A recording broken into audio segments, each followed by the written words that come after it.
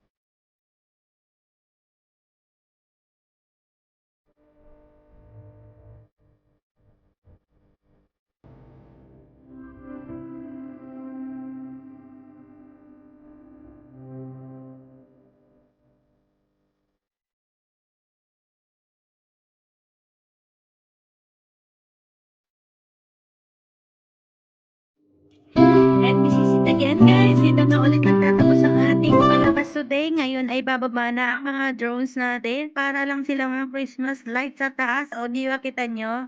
At dito lang ako sa tabi. At ayan, bababa na sila. Nag-form na sila ng linya nila. Kasi na syempre nag-line formation sila bago sila bumaba para hindi sila magkabangga-banggaan. Of course.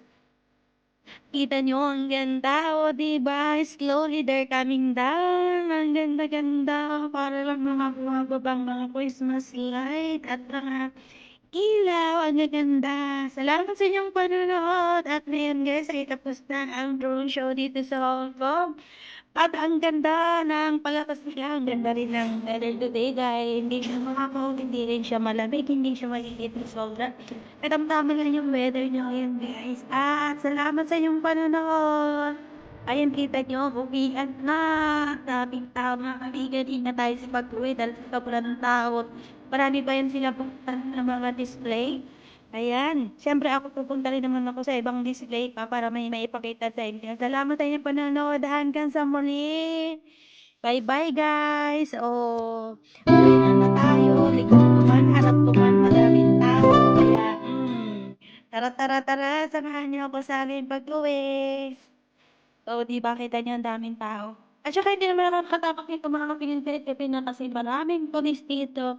Yan ang kagandahan dito sa Hong Kong kasi kada meron silang mga okasyon, marami talagang mga pulis na nakabantay at merong magtitipid sa inyo at titignan nila kung saan dadaan. Sila yung mag-i-stop kung saan kayo puwedeng dadaan. Sila magbibigay ng lugar kung paano kayo makakalabas ng mas maayos kasi sa sobrang tao, medyo mahirap lumabas sa mga ganitong sobra ng tao, guys.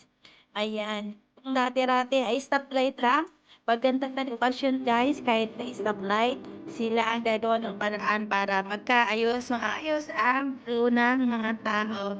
Ayan, oh, di ba? Thank you so much for watching. Hanggang sa muli, bye-bye guys. Uuwi na rin ako.